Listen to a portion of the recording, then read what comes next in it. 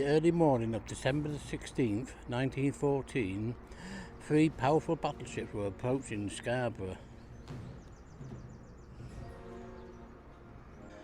Mothers woke their children, maids prepared breakfast, postmen and delivery drivers were out on the streets. Up at the castle, overlooking the town, Police Constable Hunter was on duty with two coast guards at the coastal station. Despite being up on the cliff, their view was hampered by heavy fog and mist. Three enemy battleships approaching Scarborough. Unknowingly, the Germans had arrived at Scarborough, and without any warning, the people of the town were startled out of their peaceful fort by the sight of belts and flames of fire as the Germans bombarded an unsuspecting town.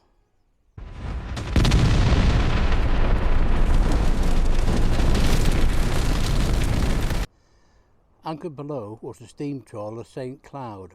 Her captain had sailed into the bay earlier that morning and was having trouble finding the town because of the fog. The captain of the St. Cloud was among the first to see the three warships as they rounded Castle Hill into the bay, heading swiftly towards Scarborough. He was surprised to see what he had at first took to be British warships, but his surprise soon turned to horror when he saw one of them hoist the German war flag and open fire.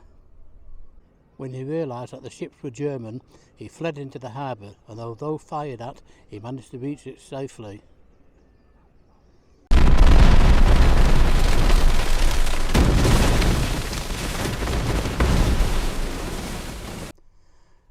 The Germans, however, had their sights on other prey, with the castle being one of their main targets. As the Germans trained their guns on the castle, the Coast Guard at Lookout shelter was destroyed. This is the 18th century barracks at the castle after the bombardment. The damage was so great it had to be demolished and was never rebuilt.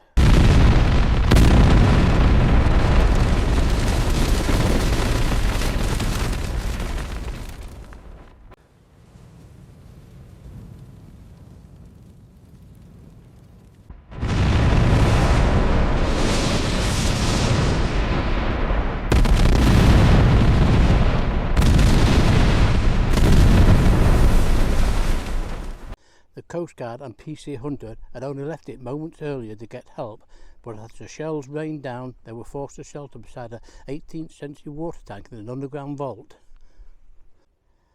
The castle's keep and south-facing walls were damaged.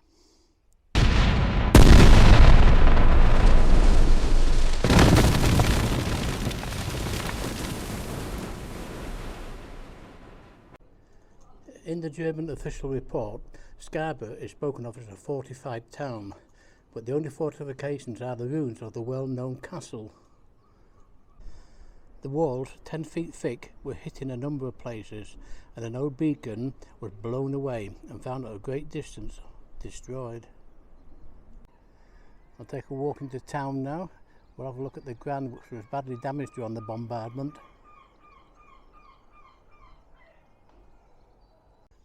What made the Germans think we were a fortified town, I don't know.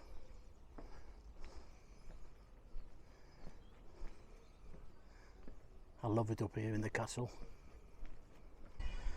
The Grand Hotel is one of the most notable buildings in the town, and it was hit by no less than 30 shells, and the damage amounted to £10,000 was done. A lot of money then. No one was hurt, but there were many narrow escapes. The Grand Restaurant was badly damaged after the German visit. With the windows open to the sea breezes, many people had enjoyed a meal here. The Germans left their mark on this hotel.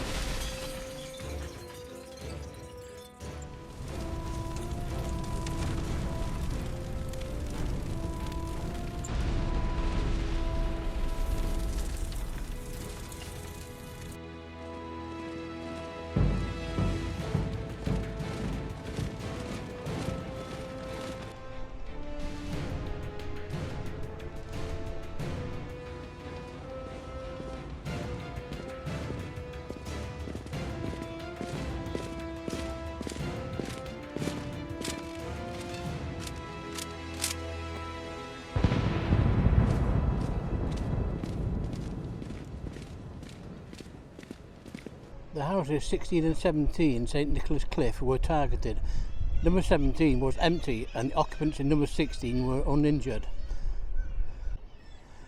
The shell which struck number 17 came right through the house and then struck Ashley's boarding house behind in St Nicholas Parade.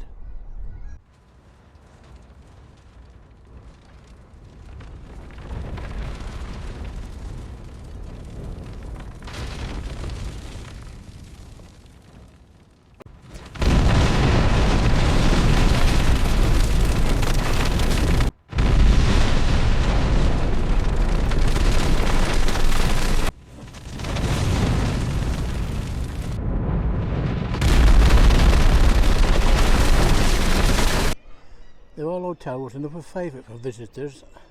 It was badly hit and enormous damage was done to the royal suite of rooms, which were occupied by the late Duke of Clarence when he visited.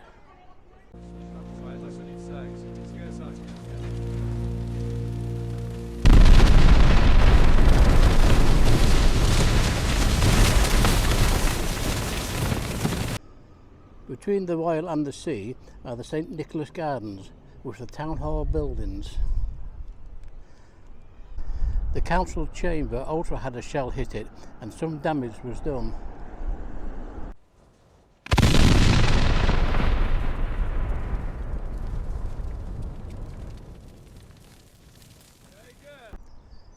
The Crescent was severely damaged by the Germans.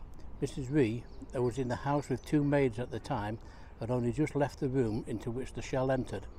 The furniture was smashed to atoms.